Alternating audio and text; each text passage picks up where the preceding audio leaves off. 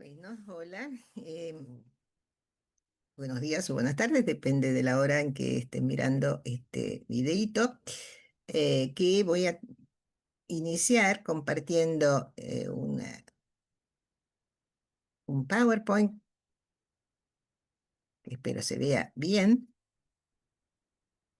para introducir de alguna manera eh, esta compleja red que arma Ricoeur al inicio de la tercera parte de su libro, La memoria, la historia y el olvido, en el que analiza particularmente esa cuestión tan compleja para Occidente, que es la de la mirada interior.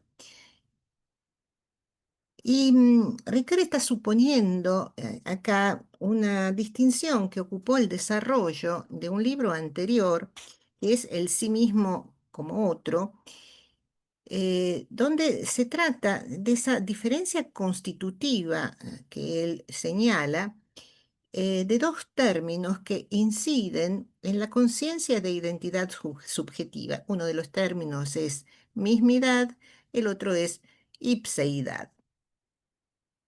Y nosotros nos vamos a detener entonces un momento en esta cuestión antes de abordar los diferentes elementos que hacen a la trama de lo que él analizará luego en forma mucho más extendida de la memoria individual y la memoria colectiva.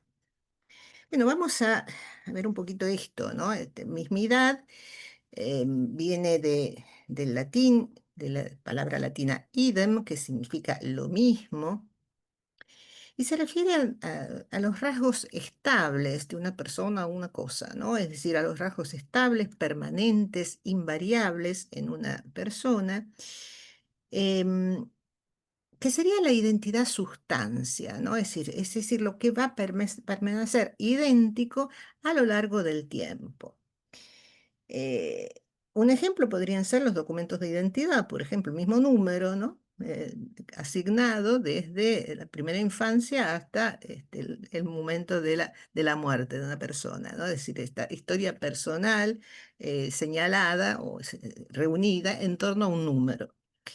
El otro podría ser la huella digital o los colores de ojos, ¿no? Es decir, o la piel, el color de la piel. Es decir, la mismidad es de la identidad que no cambia, de lo que no cambia, es decir, y señala entonces un tipo de continuidad que se puede verificar objetivamente, ¿no? Es decir, es un dato. Pasemos al otro término, el término ipseidad, también del latín ipse, que significa sí mismo. Y esto alude a una identidad narrativa, a una identidad reflexiva, a cómo una persona se da a sí misma continuidad a través del tiempo.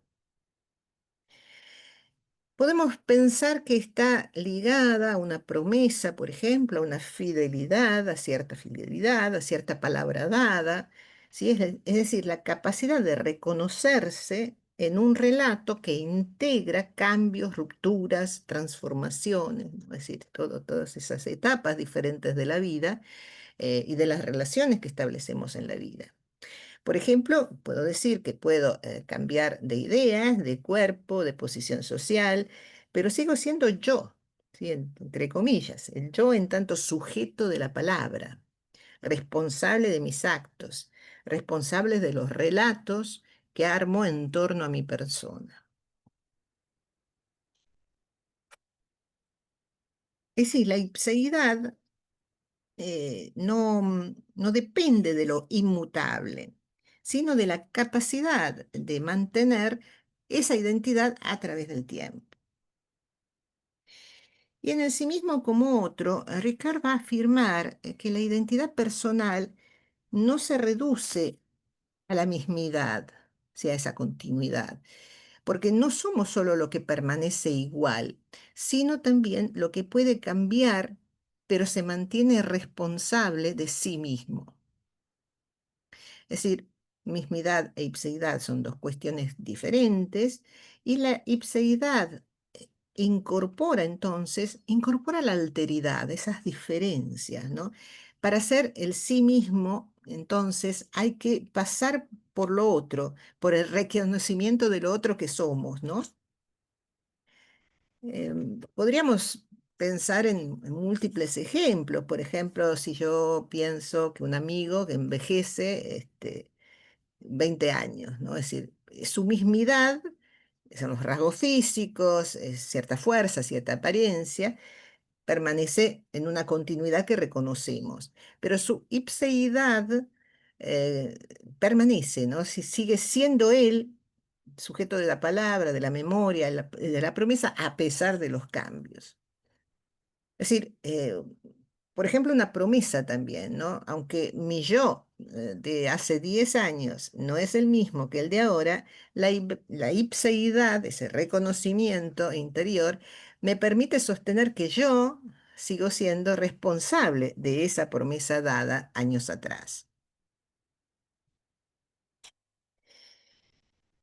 Entonces, esta mismidad, como lo idem, como lo mismo, que se refiere a lo idéntico, que se refiere a lo verificable, son aquellos rasgos entonces que permiten decir esta persona es la misma a lo largo del tiempo. Es lo que podríamos llamar una identidad objetiva, ¿no? Casi cosificada. Mientras que la ipseidad es esa reflexividad narrativa y ética también, ese reconocimiento, por ejemplo, de la palabra dada, esa capacidad del sujeto de reconocerse a sí mismo a pesar de los cambios en relación con los otros, ¿no? Y no depende de lo que permanece igual, sino de la fidelidad a sí mismo, al compromiso, a la palabra, a pesar de los cambios acontecidos. Es decir, la ipseidad no niega la mismidad, sino que la despliega, ¿sí? Es decir, en el campo de la alteridad. O sea, dicho de otro modo, yo no puedo reducir mi identidad a datos invariables, como la mismidad, ¿no? Sino que debo reconocerme a mí mismo en lo otro, que me atraviesa, es otro que mm, hace que se cambie todo el tiempo.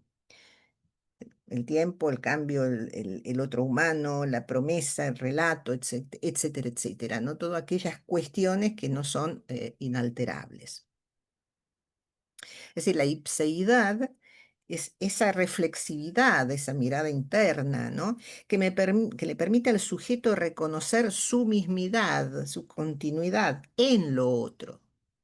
Es decir, asumir que la identidad se da siempre en relación con la alteridad y que el sí mismo no puede pensarse sin él o lo otro. Ahora bien, vamos a intentar pensar, en modo de introducción, al asunto, la relación entre estos dos conceptos, ¿no? La memoria y el recuerdo, y los recuerdos. Como dije, la mismidad remite a lo que permanece igual, ¿no? Lo que asegura esa continuidad objetiva, los datos, los rasgos, la repetición de de ciertos ritos y prácticas. Es decir, se vincula entonces a los rasgos como huellas estables. Son esos registros fijos, ¿no? Es decir, que permiten decirme, soy el mismo de ayer porque tengo estas marcas. Una cicatriz, por ejemplo, una fotografía que reconozco como mía, aunque hayan pasado muchos años, un recuerdo de infancia, ¿no? Es decir, un juguete que se encuentra guardado en un altillo y que permanece entonces inalterado en esa memoria, ¿no? Que proyecto. Es una relación entonces que permite, entre mismidad y mi memoria, que permite pensar en en la memoria como en un archivo, ¿no? Un archivo que es la garantía de permanencia, ¿sí? Un archivo donde yo voy a ir a buscar cosas. Si pensamos en la relación entre ipseidad, es decir, lo que cambia, y la memoria, es La ipseidad sería la dimensión narrativa, ¿no? Esa dimensión narrativa y ética, como de la promesa, de la identidad. Es decir, el sí mismo que se cuenta, que se compromete, que cambia, pero sin embargo se reconoce. Y aquí los recuerdos no son simples huellas, sino son fragmentos narrativos, ¿sí? Es decir, que constituyen quién yo soy, esa fotografía de niña, esa fotografía de adolescente, la mujer adulta, la anciana que soy hoy, ¿no? Es decir, esos fragmentos dispersos eh, que me permiten entonces elaborar un relato del yo. Y ese reconocimiento entonces que me permite, por ejemplo, reinterpretar un recuerdo negativo, ¿sí? Es decir, por ejemplo, la culpa entre la enfermedad de mi madre y el aprendizaje que se da luego de que se trató de un agente externo y no de mi intervención directa, ¿no? En causar esa enfermedad. Es decir, esa reelaboración que se hace del recuerdo y así sostener una identidad coherente, aunque haya un cambio en el tiempo, incluso en las interpretaciones que damos a los hechos del pasado. Es decir, la memoria como relato historiográfico o autobiográfico permite mantener continuidad en medio de las transformaciones. O sea, voy hacia ese archivo heterogéneo y confuso y despliego un proceso que determina mi identidad.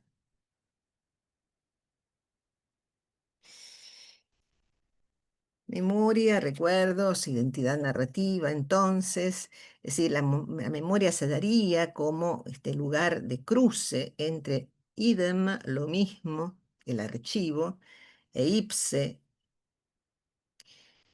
el sí mismo como narrativa, ¿sí? Es un cruce entre archivo y relato.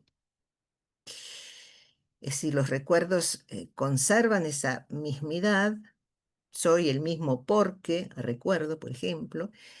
La ipseidad, en cambio, se reconoce a través de esa narración que se elabora de esos recuerdos, que da forma entonces al tiempo vivido, ¿no? Es decir, es la única manera de hilar los recuerdos, eso que encuentro en el archivo, reinterpretarlos o interpretarlos y armar un relato. Es decir, sin recuerdos, la ipseidad no puede armar el relato. Sin ipseidad, por otra parte, los recuerdos quedarían en ese archivo muertos, ¿no? Es decir, sin nadie que los reconozca como propios.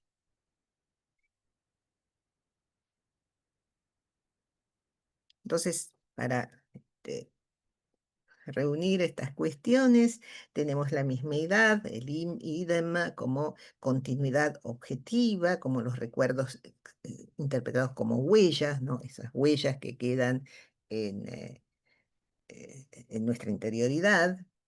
La ipseidad, el ipse, como una continuidad reflexiva del sujeto, entonces que ahí los recuerdos se transforman en relatos.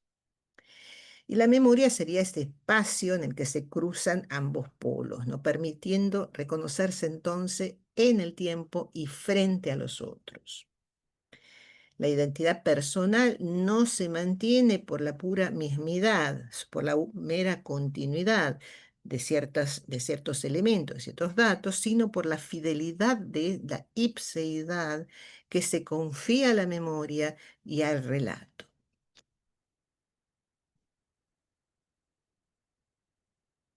Bien, ¿cómo se logra entonces reconocerse en las imágenes del pasado y conformar un relato que articule la memoria? Bueno, al comienzo de la selección que leímos, Ricoeur establece una relación profunda y compleja, por otro lado, entre los conceptos de prueba, de búsqueda y de sujeto de la búsqueda. Esos tres elementos están intrínsecamente ligados en la problemática de la memoria y de la articulación entre una interioridad que entiende, que participa en y se relaciona con el afuera, y con esa exterioridad del mundo en que se inserta la historia personal. En principio podemos afirmar que el sujeto, ese sujeto de la búsqueda, como él lo llama, se constituye como tal a través del enfrentamiento con la prueba del recuerdo. Esta prueba no es de ninguna manera pasiva, sino que exige búsqueda, activa un pathos, dice Ricoeur, ¿no? Un pathos que se desarrolla en el espacio interior de la memoria. Y la gran pregunta es si este sujeto es un yo individual o un nosotros colectivo, ¿no? Si por la misma relación que tiene esta historia individual inserta en la historia de una comunidad. La tradición agustiniana, que esto vamos a hablarlo más adelante, que Ricard incorpora al desarrollo de su temática, defiende muy firmemente que el recuerdo, que el sujeto de la búsqueda de esta prueba es un individuo, ¿no? Es decir, quien en la búsqueda de recuerdos, de felicidad o de Dios, en Agustín, se encuentra paradójicamente buscándose a sí mismo, ¿no? Dentro de su propio e inmenso, como lo llama Agustín, palacio de la memoria, ¿no? Este archivo enorme, cuando busca la prueba, se busca a sí mismo, se encuentra a sí mismo. Vamos a ir por partes entonces. ¿Quién es el sujeto de la búsqueda? El sujeto de la búsqueda es aquel que se relaciona con la prueba y con la búsqueda. Y sería el eje de toda discusión acerca de la memoria. ¿Sí? Además, es el quién del recuerdo, ¿no? Y ese quién del recuerdo nos obliga a determinar cuál es el sujeto verdadero en las operaciones de memoria. La pregunta a quién atribuir esa búsqueda sitúa al sujeto como agente central de esta gesta, ¿no? O sea, la tradición de la interioridad, especialmente en Agustín, incorporado por Ricard como el principio, digamos, de lo que reconocemos, ese inicio de lo que podemos reconocer como yo en la, en, eh, como un yo después de la antigüedad, ¿no? Es decir, como un yo que ya es diferente de aquel yo que encontramos en la antigüedad grecolatina. Decía entonces, este sujeto de esta interioridad responde de manera contundente, ¿no? Agustín, el sujeto es el yo individual, es decir, es un espíritu que recuerda, que identifica firmemente al sujeto de la búsqueda con un yo interior, ¿no? Es decir, no habría, en Agustín por lo menos, eso va a ser mucho más tardío, no habría posibilidad de confundir ese yo que comienza este recorrido con otra cuestión que no sea el yo individual, esa interioridad, ¿no? Y en ese sentido, la búsqueda es un autodescubrimiento, porque la búsqueda que emprende ese sujeto no es meramente para encontrar ese dato perdido, sino que es una búsqueda dolorosa de interioridad. Y por supuesto, en la tradición agustiniana, esta búsqueda se va a expander para convertirse en una búsqueda de Dios, ¿no? Es decir, para hacer coincidir ese yo como sujeto de esa divinidad, ¿no?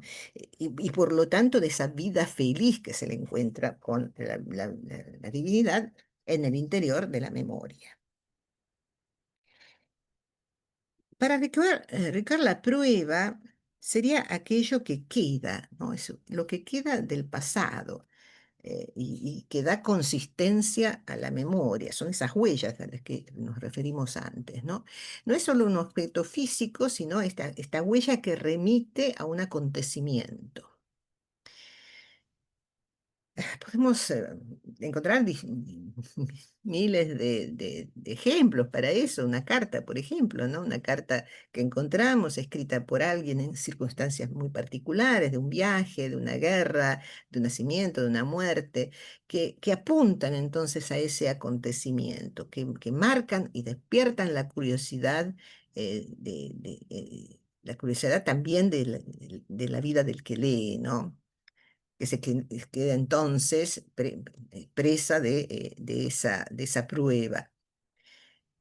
Puede ser un fósil, ¿no? Es decir, aquello que queda, precisamente ese resto que queda del pasado, de una existencia de una especie probablemente perdida, extinguida. Como dije antes, una cicatriz, ¿no? Una cicatriz en el cuerpo, como esa huella del accidente. Es decir, la prueba es el dato en bruto, ¿no? Este rastro que asegura que que algo pasó, que apunta al acontecimiento. Y la búsqueda sería el trabajo crítico y narrativo, ¿no? Sobre esas huellas. No basta con tener la prueba, hay que interpretarla, hay que conectarla, hay que darle sentido. Por ejemplo, si encontramos un fósil, tendríamos que reconstruir las condiciones de vida de esa especie en particular y los causales de su desaparición. Con la cicatriz, relatar la historia personal de lo acontecido, ¿no? Integrado a un recuerdo de identidad. Y entonces la búsqueda sería ya el campo del relato historiográfico o del relato personal, ¿no? Convierte esa huella, esa prueba, en historia.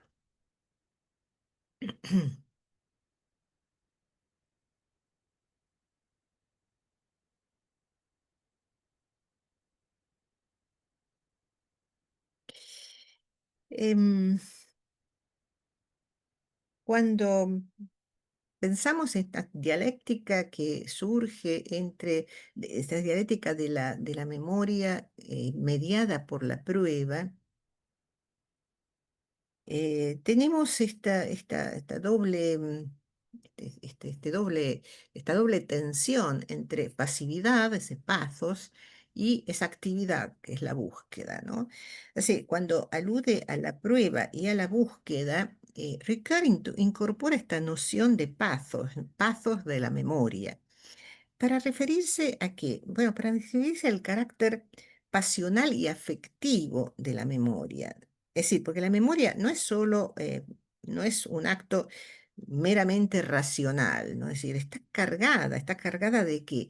Bueno, está cargada de pathos, ¿no? Es decir, está cargada de dolor, está cargada de gozo, está cargada de trauma, está cargada de deseo. Esa prueba me convoca de alguna manera. Y en este sentido, la memoria es pasiva, ¿no? Es decir, es ese archivo, ¿no? Es decir, que somos afectados por esas huellas que nos constituyen. Y el pathos es la afección que el acontecimiento imprime en el alma. Es decir, recordar es sufrir la fuerza de una huella, ¿no? Es decir, esto lo vamos a encontrar en el fragmento que encontramos en la página 57 de la edición. El recuerdo es inseparable entonces de la emoción, de la nostalgia, del duelo, de la ternura. Me encuentro con una foto de un amigo, por ejemplo, que no veo hace décadas, y no es solo la prueba de que existió, sino de que me afecta emocionalmente a lo largo del tiempo, ¿no? Que aún me afecta emocionalmente. Entonces tenemos que la huella es la prueba, el vestigio objetivo, la búsqueda, ese trabajo crítico de la interpretación de la huella, y el pathos, entonces, sería esta dimensión afectiva, el modo en que la huella nos afecta antes de cualquier interpretación. Es decir, la interpretación entonces está cargada de esa afectividad, de esa afección de la huella.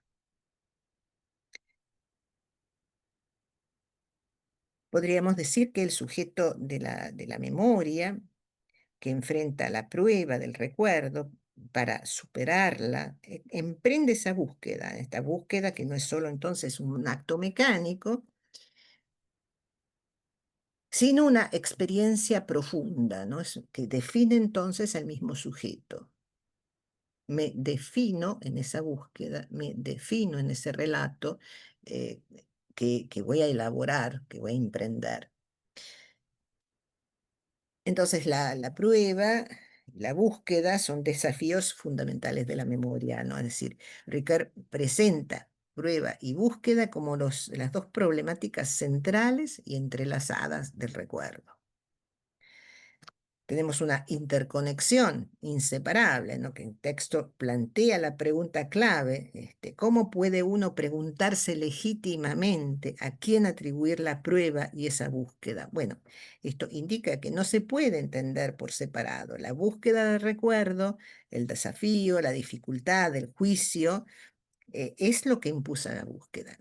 La búsqueda como pathos, entonces, no es una simple acción, sino que se define como el pathos correspondiente a la recepción de recuerdo, ¿no? Me encuentro con ese dato y eso me afecta de alguna manera.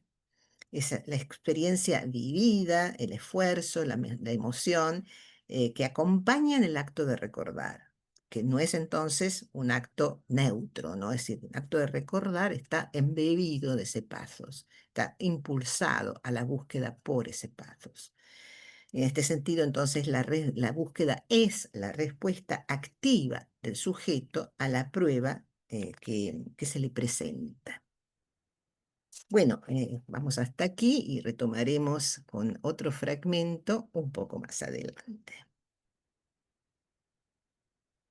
Gracias.